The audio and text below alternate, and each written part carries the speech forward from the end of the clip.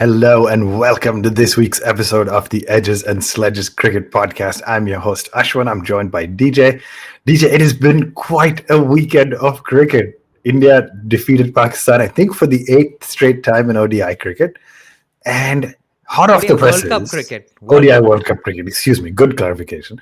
And hot off the presses, 2019 champions and all four of our picks and almost everybody's unanimous pick for a semi-final spot have just been defeated by Afghanistan.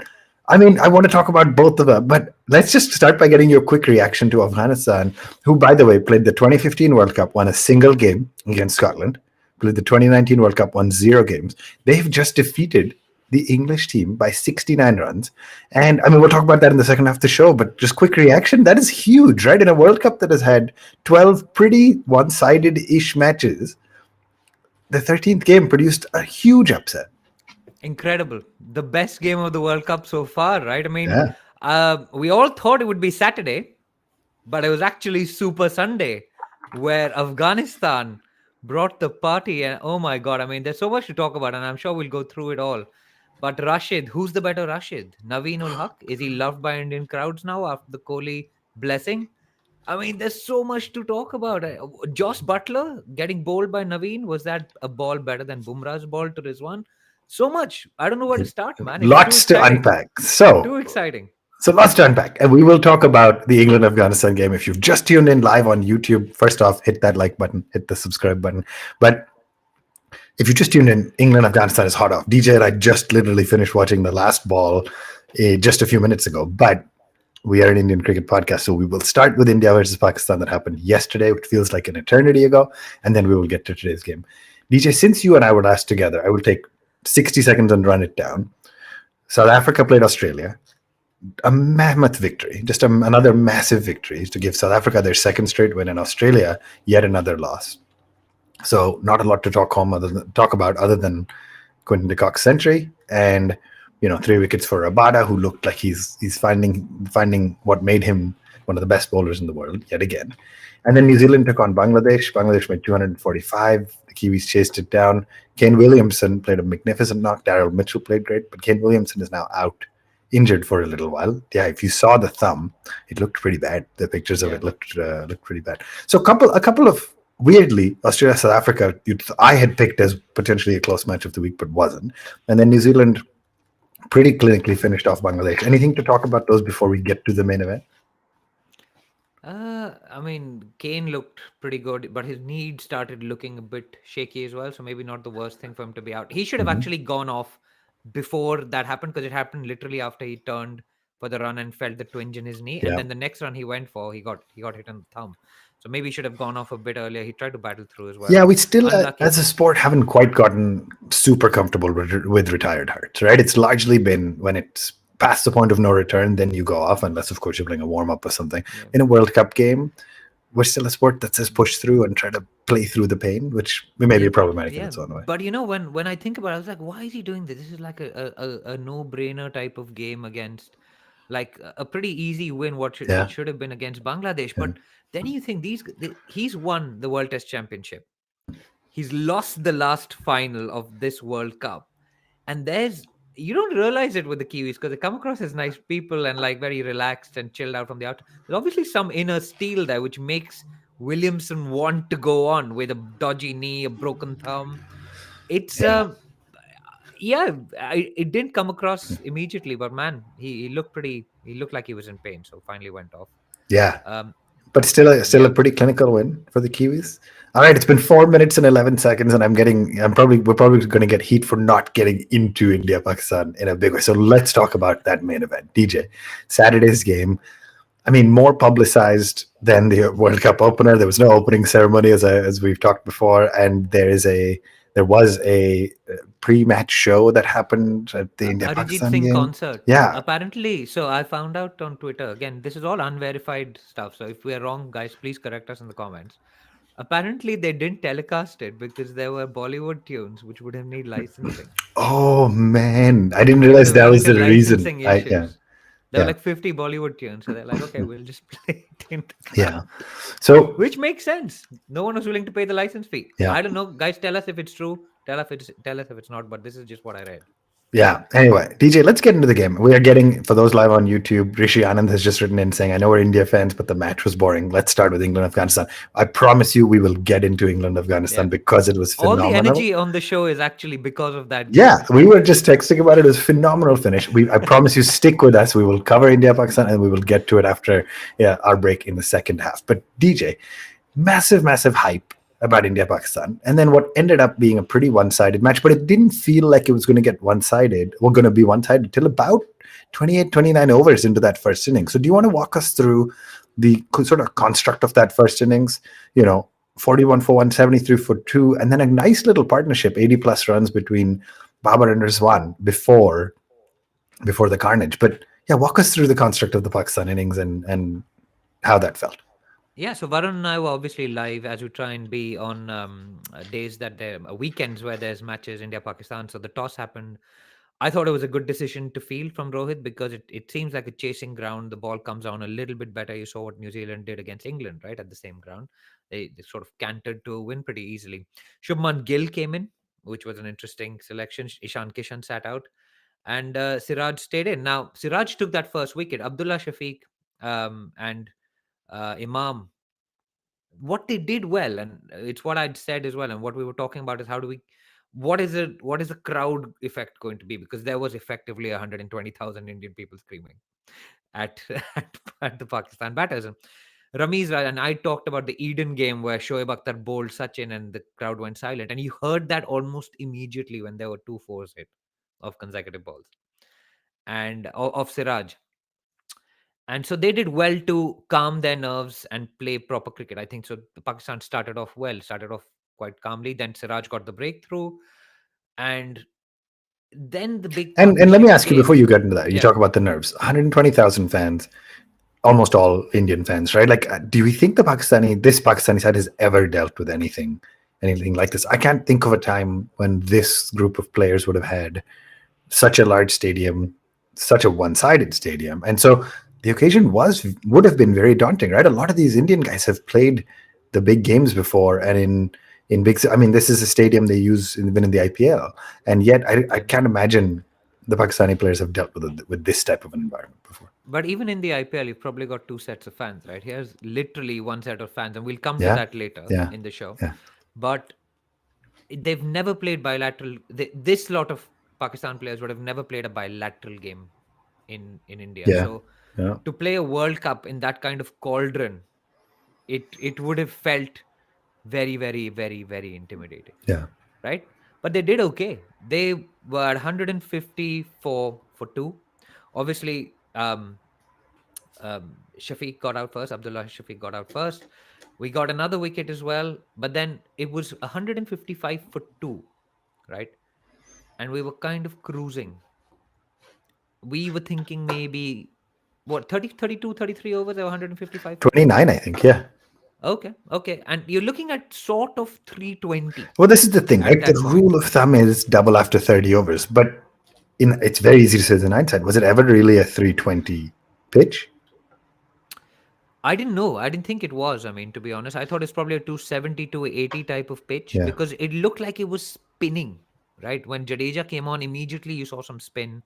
You saw him get Rizwan, and then it was overturned on review. It felt pretty heartbreaking for Indian fans because the ball was missing the stumps.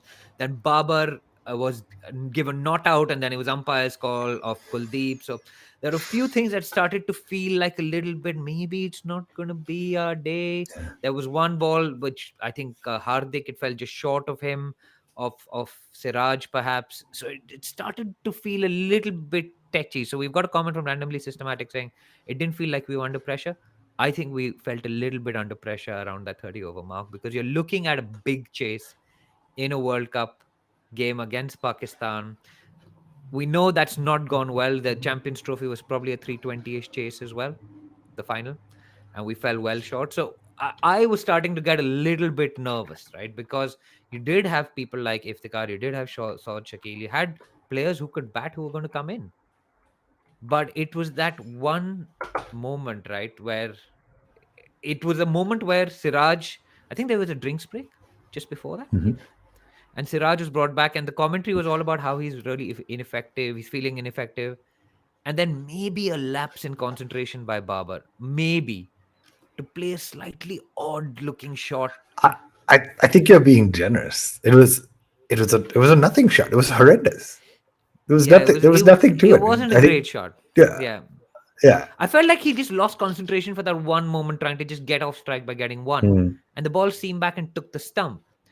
And literally, as that opened up the floodgates, man. It was brilliant, and what I really enjoyed. Kuldeep then came in, took 2 wickets in an over. Brilliant, like he got Sod Shakil, LBW. Great review by Rohit. Again, what was umpire Erasmus doing? He got everything wrong. Yeah, there were a lot of overturned decisions both ways, right? Outs given, not eventually given not Yeah, out, and the other way around. Yeah. So, so so yeah, it I was mean, pretty poor. Yeah, so he gets those 2 wickets, yeah, and that over changes it. And then I think the ball of the tournament so far. Jasprit Bumrah, right? Jasprit Bumrah, to the informed batter, playing off the Top back of scorer, top a scorer. century. Yeah, batting on 49. I mean, I don't know whether to call it an off cut. It almost it felt a little like an off spinner, to be honest, right? It was, which I don't know the technical difference even, but it was just absolutely magnificent. Just Preet Bumrah produces. I've said this before in the show. I'm running out of hyperbole for him, but he just produces these moments of magic. I mean, yeah, when you have just lost Babar, you've lost Saud Shakil, you've lost Iftikhar, you're sitting there at 166 for 5, and Rizwan is the guy. Rizwan is the guy who can stands between the 191 eventual all out and 240, 250, which becomes something defendable for a pretty solid bowling attack on paper. And boom, it took Jasprit Bumrah that moment of brilliance. What a magnificent off cutter! And I was saying Jack on the or Ross, sorry, on the cricket podcast yesterday when I was on with them. Said, DJ, you grew up learning fast bowling. What you're always taught is aim for the top of off stump, right? Maybe it's more Test cricket than all. And just to see that ball clip just the last top inch of off stump and see the bell flag was just magic. Yeah, there's two things I want to pick up on this, right? One, brilliant captaincy from Rohit. Yes. Genuinely, like exceptional captaincy. You've just taken 2 wickets in the Kuldeep over, including if you've got Sod Shakil on top. To bring back Bumrah at that moment is absolutely on point. It was fantastic. I was I would watching it going, say he's going for the kill. I would say It's even sooner than brilliant. that, by the way. The way he started with Jadeja, kept spin from one and quick from one, then moved to both spinners, then brought back he brought back Siraj first from a quick bowling standpoint, I think, then brought back Bumrah. I mean, I'm a vocal critic of Rohit's captaincy sometimes, but it was Yeah, absolutely on point absolutely yesterday. on point. And then the other thing is, we got a really interesting tag on Twitter or X or whatever it's called these days, according to Elon, how he wakes up. Um, we got asked to pick from 3 of Bumrah's slower balls. The Sean Marsh ball at the MCG, the last ball before lunch, Yeah. which in fact Rohit had asked him to bowl Yeah. to get the breakthrough. The Ollie Robinson around the wicket off cutter at the Lord's Test match. And then this third slower ball, which went through Rizwan, a set batter taking the top of off.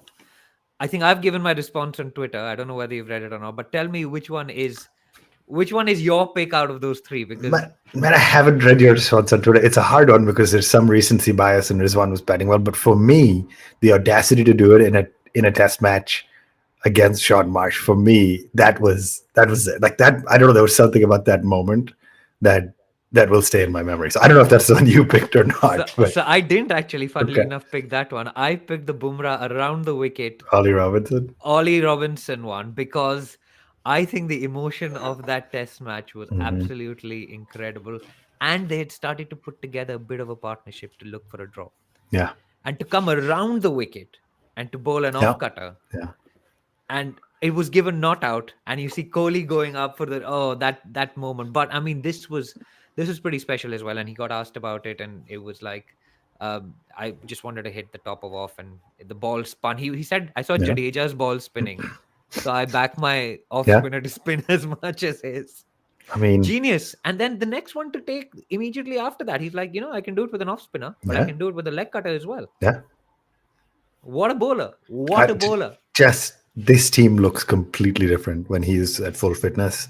And I mean, everybody ended up taking 2. Each of them picked up 2 wickets apiece. Hardik at his home ground, picked up a couple. Kuldeep looked good. I mean, Kuldeep, I think, had 3 or 4 the unlucky ones with Murray Erasmus, but and Jadeja also cleaned up the tail, and yeah, just magnificent bowling attack all around. I so 191 all out. Let me ask you Eight two for things. 36. 8 for Eight 36 for is the number. 36. Insane. I don't want to ask you two things. One, on this wicket, we almost, so let's put aside for a second Bumrah's absolutely magnificent delivery, right? You look at Babar and how he got bowled to a nothing shot. You look at, I think it was Ifti who gets bowled around the Bit legs, which for that unlucky. split Yeah. second, but Yeah. but But he went off his glove, right? That was yeah. unlucky. And so you look at a scorecard and say 4 bowls on this wicket. They should have had none. It was not a wicket where Pakistan should have lost any batters to getting bowled. So how do you think about the role of Pakistan's batting experience, their intent, their approach? I mean, like I said, you have no business losing a wicket bowled at this Ahmedabad pitch. To me, it should not have happened. Maybe I'm being harsh. I think you are a little bit. I mean, Okay. it was a brilliant ball. There are 2 balls to And get. so I'm saying the Bumrah ball was magic, Apart right? from those, okay. But to sweep Kuldeep and get Yes. bowled around the leg off the hands, and So, then to leave the like, I yeah. don't know, it was disappointing for me. Yeah, so the Ifti one is, I'd say, unlucky because I've once gotten out like that as well. So Okay, I so know it's I know I personal know for you. how that hurts. Yeah, The leg stump being taken out yeah, by a ball that would otherwise drift down leg stump. Right, it would probably have been a wide if he'd left it. The Barber shot was not a good shot, but he probably felt he'd earned the right to play it because he'd been in for long enough. yeah, It was a pitch that was keeping low though, so I would have actually expected the ball to go through and hit the stumps a lot because we did bowl a lot at the stumps. yeah, Um, but yeah, I mean, if the unlucky Barber probably not. The others, Saud Shakil just didn't read Kuldeep. yeah. Like he just didn't. He didn't know which one it was going. It was the wrong one, right? And that's why we picked Kuldeep as the X factor. And man, he's come such a long way as It's well. It's so so great to nice to see. see. There's something about just the joy you get from Kuldeep's success. I don't know what it is. Yeah, Yeah, it's just great because like 4 years ago he got thrashed against England. He's now come back. He's remodeled his action, and he's the one who got those 2 wickets. I thought he was a contender for the man of the match as yeah, well. To be totally honest yeah, with you, for that spell, okay, Bumrah gave away fewer runs, etc. But 2 wickets in a row would change the game completely for us. yeah. So let me ask you then. I have to ask this, and anybody who's listened to our show for a while will know where I'm going with this. But this bowling attack was a pattern of twos, right? So you had Bumrah, Siraj, Hardik, Kuldeep, and Jadeja all pick up 2 wickets each, which is pretty cool. And then you had Shardul, who only bowled 2 overs. So he wanted to show up in as part of the team with twos, but like, what is happening? Why do you pick a guy at 8, only give him 2 overs? And then I specifically want to ask you because you have said before, I think it was during the Australia series, that Shardul is a confidence bowler, which I think is true. He's a confidence player, right? When his captain backs him, he delivers results. That is absolutely true. We've seen it firsthand. You've now picked a guy ahead of Ashwin and then not given him the ball in a huge occasion, right, against Pakistan in front of 100,000 plus fans. I mean, that's got to shatter a guy's confidence, right? I don't think so. I don't think You're it getting should be selected as shattered. a specialist bowler, and you didn't get more than 2 overs. I don't know. I feel like it's not going to be good for his confidence. No, I think he'll be okay. I think he'll be happy to have played that game. I think he was lucky to have played the game ahead of someone like a Ravichandran Ashwin. Basically, you're saying I'm backing Shardul to take more wickets than Ashwin because their batting is probably at par. So I would say. I agree with that, but I don't know if they're seeing like that from the. I guess it's Rohit. I was going to say the selectors, but it's mostly Rohit. Yeah, I'm not but sure all Rohit I is. can say this is it goes back to that reel that we saw during the pandemic where Rohit Shardul and Shreyas Iyer are dancing together. That's the only thing I can think. Yeah, yeah, Is why Ashwin wasn't in this. I actually thought Ashwin should have played yesterday. yeah. You saw the ball spin. He's a calm, cool, collected, experienced character. Wouldn't let the occasion get to him. I don't see the logic of having played Shardul, and I don't know whether you know why he played ahead I of mean, Ashwin. I think, and we'll talk about it in the second half. When you talk about matches, we've had quite a few matches where the top and middle order could survive. Even when we were 2 for 3, the middle order got us home, right? I think we haven't yet dealt with being 5 or 6 down and still needing 60 off 80 or something. And that's the situation we're sipping for them from. I'm not sure I agree with that. Yeah, but are you going to back Shardul in that circumstance? Or are you actually going to back Ravichandran Ashwin in that circumstance with I'm five not sure. I'm temper not sure. tantrums? Yeah, yeah, but your Shardul will hit faster than him, right? Like Shardul will bat at a higher strike rate. I don't have Okay. the numbers in front of me. So So it's a strike rate play, maybe. which Yeah, which okay. again seems crazy on the surface, and I think there's so much anyway, there's so much room for any a half decent bowler who's a half decent batter who can bat at 8 and bowl 6 or 7 overs to would just walk into the side. We just don't have that kind of all round talent in the wings right now. And I'm specifically a quick bowler. I mean, but DJ, this is very clearly a bowler's victory. You have to give credit to the bowlers for what was it, 32 for 8, right? You have to give full credit. I want to take a quick minute and talk about the India chase, though, right? 191 is not a hard total to chase, but it can be tricky. And we know the Pakistanis have a fantastic bowling lineup on paper. The captain just showed up and gave them no chance. Didn't ever feel like he wanted to let them into the game. And so I'm curious how much of that felt like, he's coming off of good form. He just or did he have dinner reservations at 9 o'clock or something and he had somewhere to be? I mean, it was just he just never wanted to let them in, which I think is huge when it works, right? If he had gotten out for a duck, we would have said, "What's the need? You only needed 4 runs and over. Why didn't you play slower?" But given that it worked, phenomenal. Yeah, fantastic. They came out with a clear plan, and they came out against Shaheen in the Asia Cup game where we scored 350 as well with the same plan. We're going to go after these guys. And you live by the sword, you die by it. Shubman Gill, who came back into the team at the expense of Ishan Kishan, another interesting selection, but he looked sort of 100%, I think, maybe 99% or whatever Yep. they were calling him. Yep. They went after him. They went after the ball. They're like, okay, we're going to try and knock most of this out off in the power play. And Rohit may have made dinner reservations somewhere, but the Pakistan fielders may have made reservations at the same place because there was some awful fielding in that that that What would India Wasim team. Akram have said on the back of this Jersey news, which you could walk us through? But if the Pakistani team was seen having dinner with Rohit after the game, I don't know. I mean, we'll talk about the jersey. We'll talk about all the off-field stuff, but like they looked completely out of it. They looked shell shocked with the collapse. And every boundary you could just see their morale just completely go down. Rohit just absolutely took them to the cleaners. It was brilliant batting. It was calculated. That pull shot, and you see the clips on the ICC Instagram handle where they ask you about. They ask the Pakistan player, "Who do you think of when you think of the pull shot?" And each one of them have gone Rohit Sharma. Yet they insisted on bowling short to him, yeah, and he kept putting it outside the ground yeah, with that same pull shot. It was absolutely. I mean, like he plays the shot well. You're probably not going to get him out playing that shot. He eventually got out to Shaheen, which is interesting because that'll go into the Shaheen versus Rohit yeah. I stats. don't. But it was Yeah, basically a dead yeah. game by then. I don't He think killed the that one game, really counts. But and but he then killed the game like he killed the game against Afghanistan. It was yeah, brilliant. and then just to wrap on the India batting performance, right? How important was getting to a 50 and getting the team over the line for Shreyas, right? There's been questions about him at 4. Kishan obviously made way for Gill, and Sky is still sitting on the sidelines. They've backed Shreyas because they feel like the role at 4 is somebody who can come in and consolidate in the middle overs. I would argue again, India's bowlers have done so well because of that boring patch from overs 18 through 40 that our bowlers have learned how to strangle the opposition.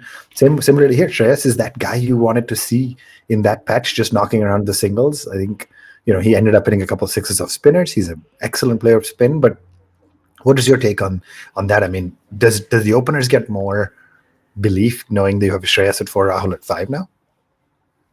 I guess they're all in form, right? Yeah. I was hoping for with Shadab and Nawaz as the spinners, both coming into the left hand. I was actually hoping for Kishan to play. He didn't play, but these are all things that when you lose a game, you start debating, Yeah. right? Like should Yeah. Kishan have played? Should Ashwin have played instead of Shardul? When you win a game, it's very hard to Yeah. For pick sure. these bits out, Yeah. right? And say was Gill 100% fit? Um, yeah, so winning actually masks quite a lot of it, but Iyer got time in the middle. That's key. So now you've got your top 5 batters, all of whom who basically, Made other runs. Yeah. than Gill, Yeah. who's been in the form of his Who's life for had the that whole of his unbelievable 2023 outside of yeah, having dengue? Yeah. yeah, and you've got the guys like Sky and Ishan Kishan waiting in the wings, who honestly, we should be giving a game to someone like Sky against maybe one of the weaker opposition. Now, I'm loath to say weaker opposition after what's happened today against England with Afghanistan, Yeah. but you're going to have that luxury, right? So, no, yeah, it was good to see him grab that opportunity and not throw it away. I also particularly enjoyed KL Rahul basically like grinding. It was like the Pakistan players wanted to get off the field, but KL wanted to keep them on for Yeah. a little Let's while let's make longer. him suffer a little. Like 18 of 28 Yeah. balls or whatever that he got was quite amusing. So DJ, I think we want to go talk about the other game. So any kind of final closing thoughts? There's been a lot of on-field action and a big win. A little bit of a disappointment that it wasn't closer for the number of eyeballs and stuff. Anything else to talk about the India It's Pakistan more game? off field, right? Yeah, a It's lot of all the the off off-field. field chat. So I'm I'm trying to I'm gonna get. ask you. Yeah. So two things I want to pick up. One is the Mickey Arthur's comment about there wasn't enough Dil Pakistan played in the ground, which honestly is it's a great track. If anybody hasn't heard it, it's a catchy I mean, track, listen, we man. don't agree with the sentiment of it, but gosh, is it Yeah, catchy? Yeah.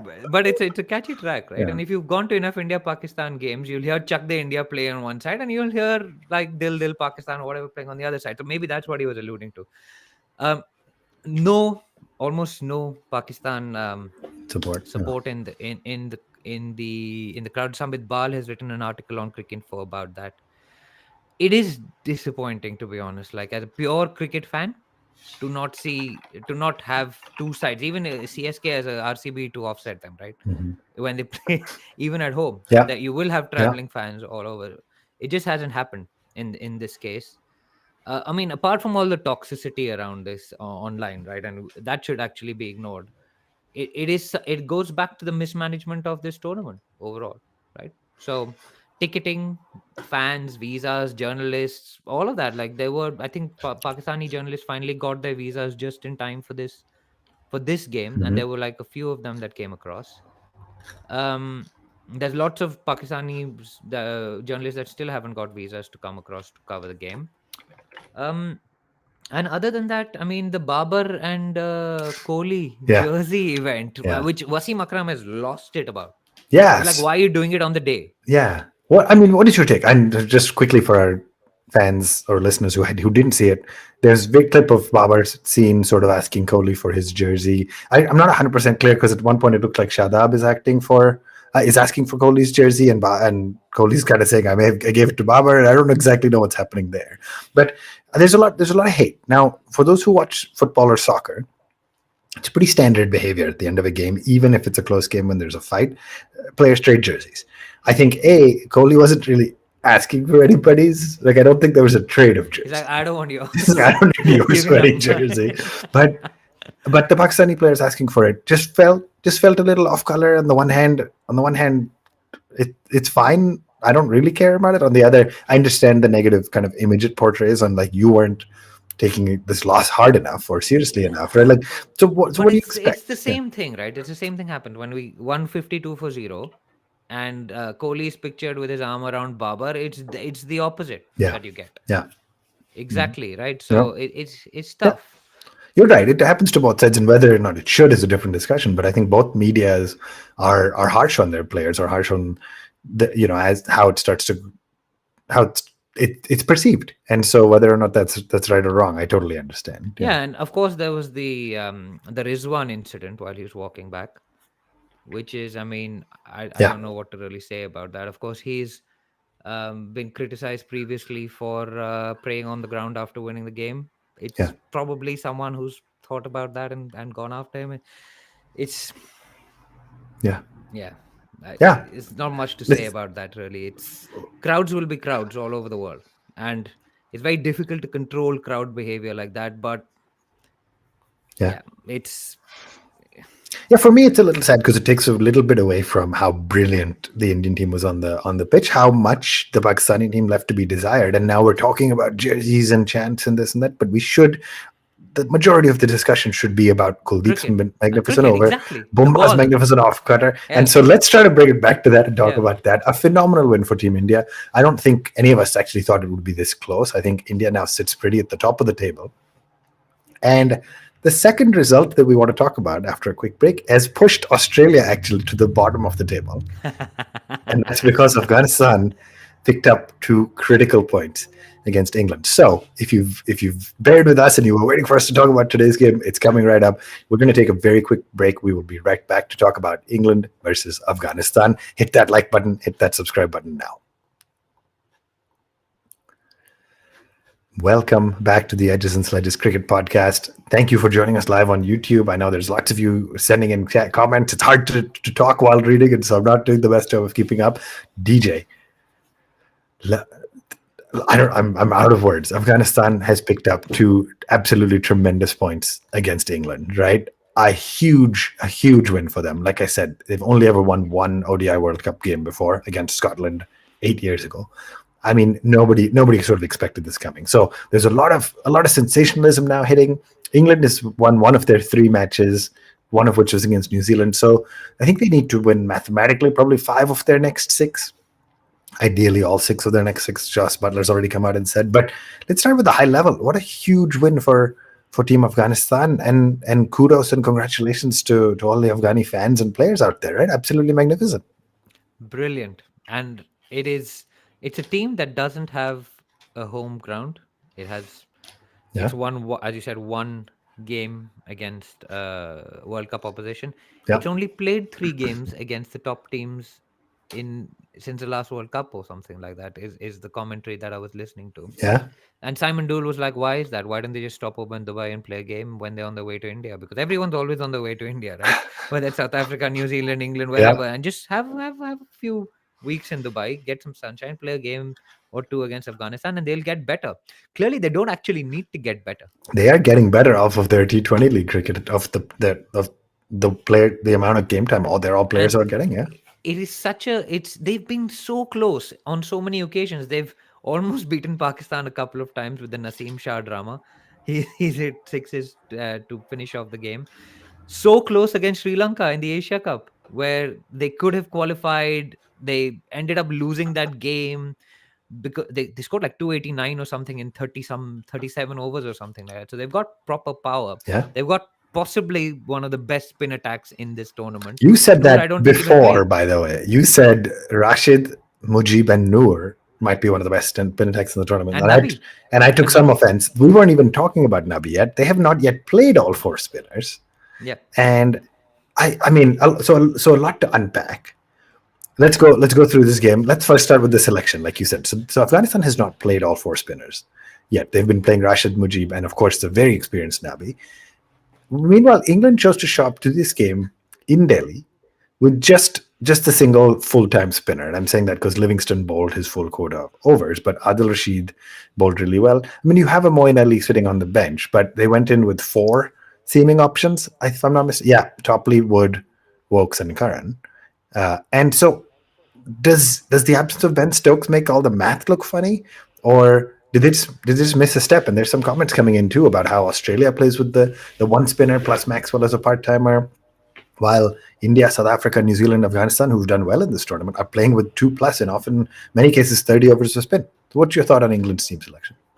I mean, if you come to India to win a World Cup, you've got to have some decent spinners, right? Yeah. It's Rashid is a good spinner. Tell me, which is the better Rashid, though, Ashwin? I mean, you had some thoughts on I'm just enjoying versus Rashid Khan. I'm just enjoying the wordplay. You were enjoying when Rashid. Eventually, Adil Rashid got out to Rashid Khan. But yeah, I mean, both of them picked up. But Rashid Khan also got out to Adil Rashid, no? Oh, did he? He did. That was I forgot about that already.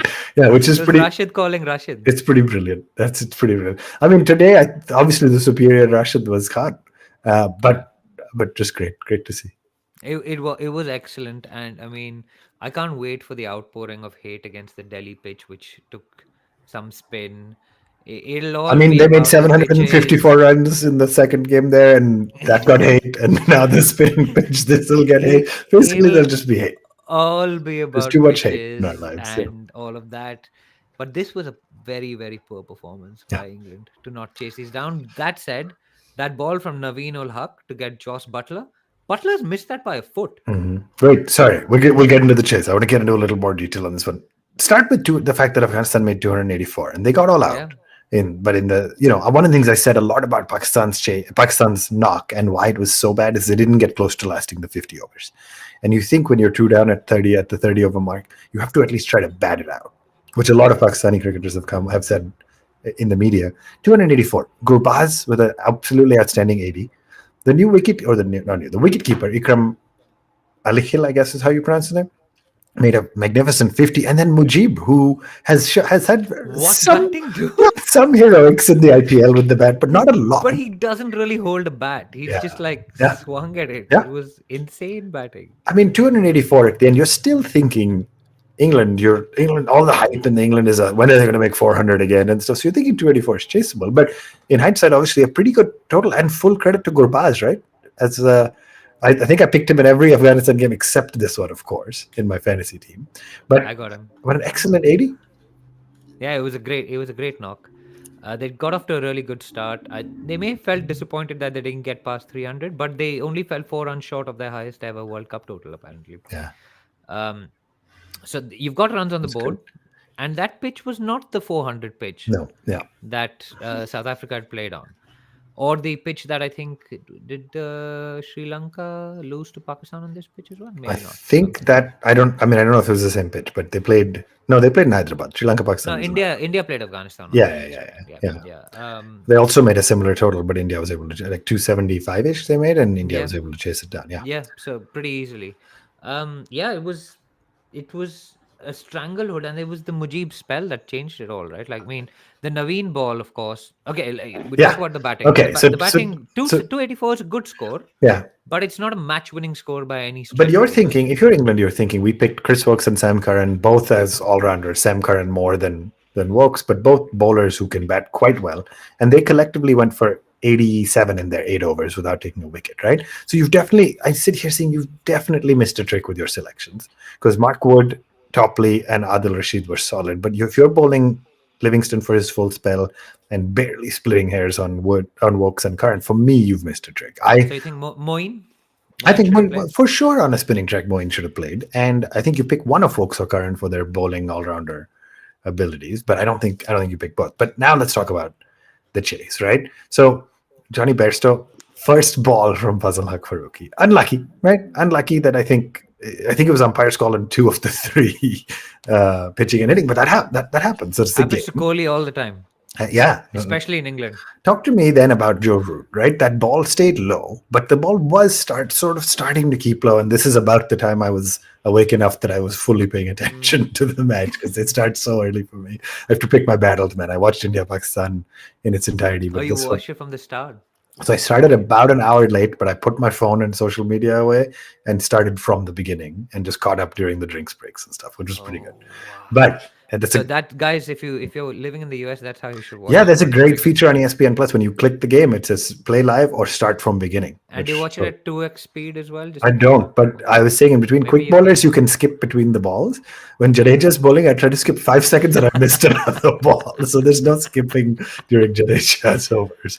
But anyway, yeah, Joe Root, right? Very important to this chase on a low and slow type wicket. You back him as your 3 to just bat at a run a ball, or a strike rate of 80 even, for make 60, 70 runs, and he got out on 11 thanks to a ball that stayed low and just came into him from Mujib, right?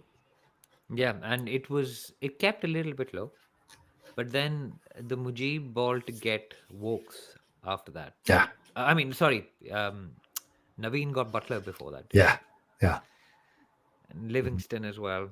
The Naveen ball to Butler was outstanding, right? We've seen a lot of bold dismissals recently, and been a reasonable mix of bad shots and good balls. And Naveen's ball to Butler was outstanding. I think because they showed he was taking it away from the bat. Yeah.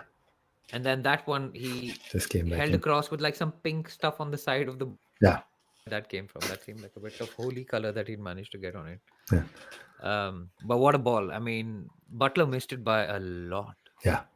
And Butler, again, these are the guys who you expect to finish off chases, right? Especially even when England is, 80, 90 odd for 4. You expect that they have the firepower to get there. I would say until that 7th wicket maybe fell, I still believed England could do it. But to be clear, Reece Topley hit a few boundaries in a row. Mark Wood was looking pretty solid at the bat. So you always believe England can do it. And that's the scary thing on paper about the side. But obviously today, other than Harry Brook, nobody really stood up. So let me ask you about Harry Brook then. What happens now when Ben Stokes comes back?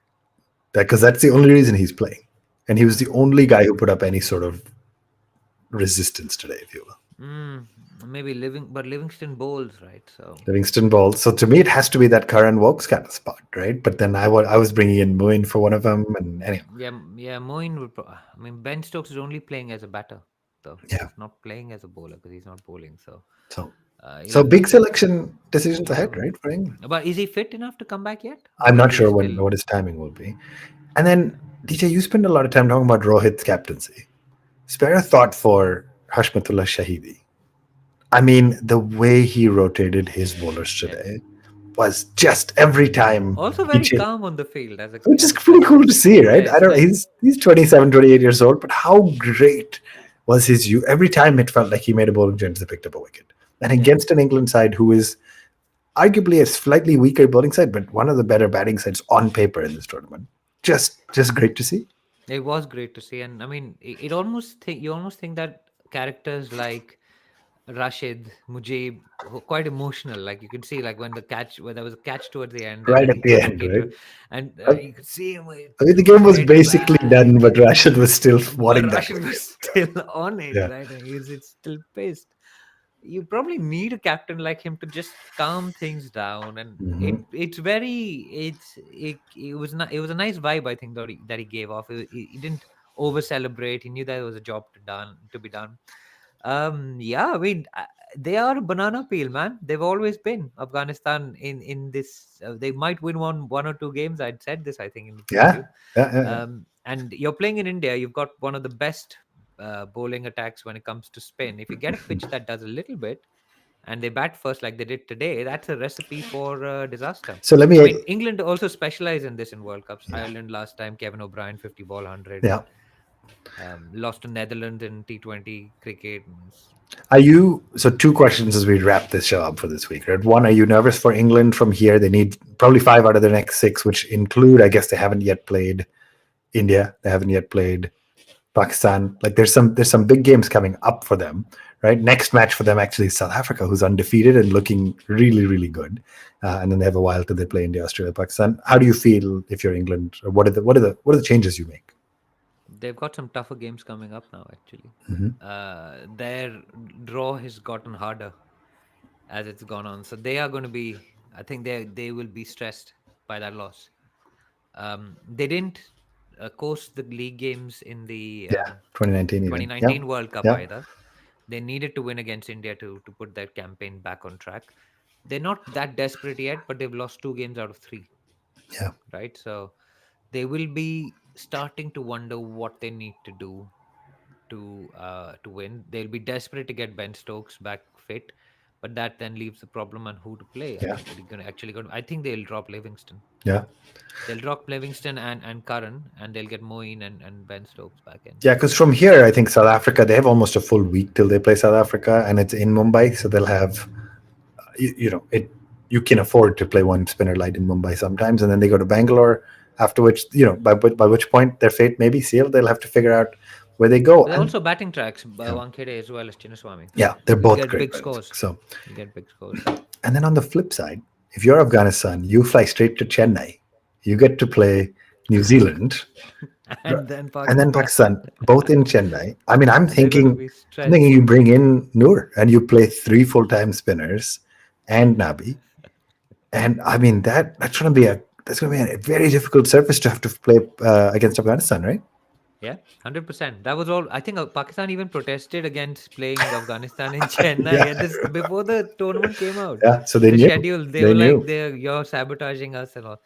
So this is the problem. It's also jingoistic and ridiculous. Yeah. Like you can't take any of this stuff seriously. Yeah. Because I mean, clearly, like no one has thought about that. But then people start saying, "Oh, the moment like Amit Shah walked into the stadium, Pakistan started collapsing." You're like, "Okay, great, just great." I'm sure someone was keeping an eye on both those things. It's just nonsense. Yeah.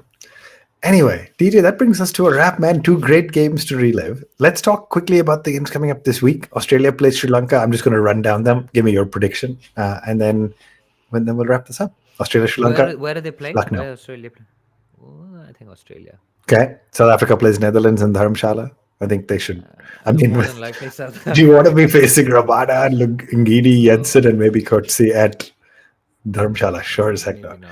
New Zealand, Afghanistan at Chennai. We talked this one. I mean, the standard. I got asked That yesterday what my prediction Santner, is. Ravindra, Sodhi. Oh, that'll be quite a It'll game, be I a think. great game. I think New Zealand's batting against spin is probably slightly better than Afghanistan's batting against spin, and for me, that Mm. means New Zealand will edge it out. But it should be a good game. Mm. India, Bangladesh. They moved to Pune. India.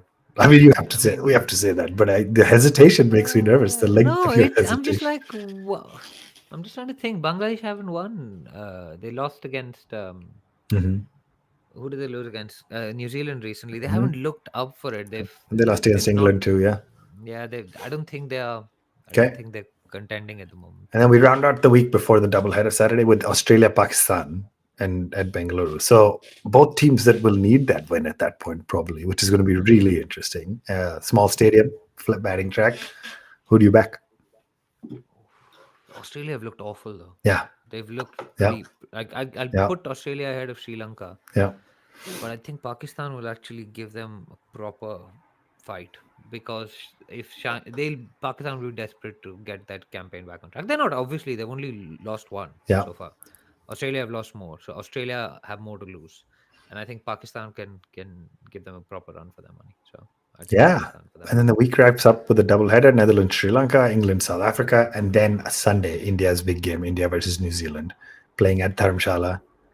Trent Bolt, Tim Southey versus Revenge, Jasprit Bumrah. revenge. Maybe Mohammad Shami gets his first game because they're Yeah, playing at a track that's play been historically four good. seamers plus Shardul plus Hardik and That's just it. bounce the shit out of them. Yeah, Revenge from and Manchester. they'll bring Matt Henry and Saudi and Bolt. Deख And, lenge bhai. right, it'll be great. Next week we'll be doing the preview and then be doing the post match.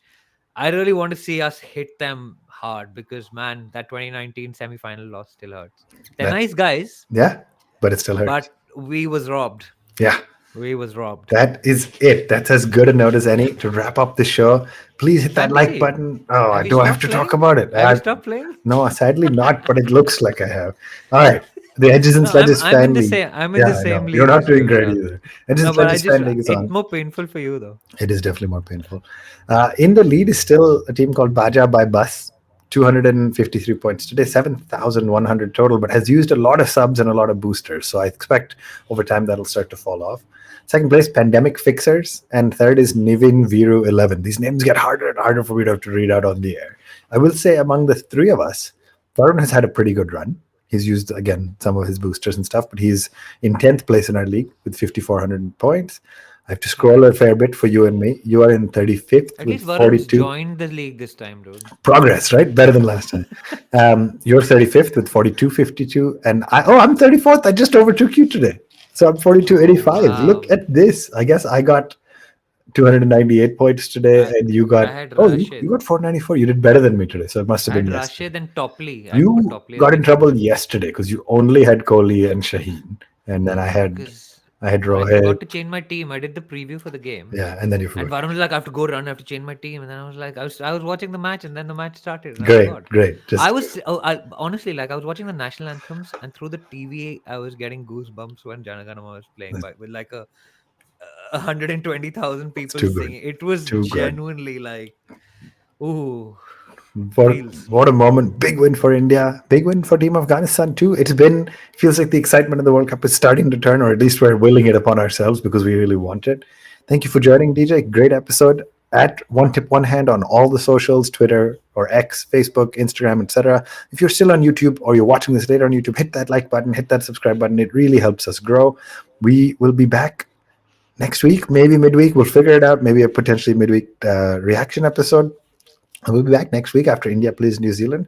This is it's a great time of year. It's a lot of fun. DJ, thank you for joining me. Thank you all for tuning in. This is the Edges and Sledges.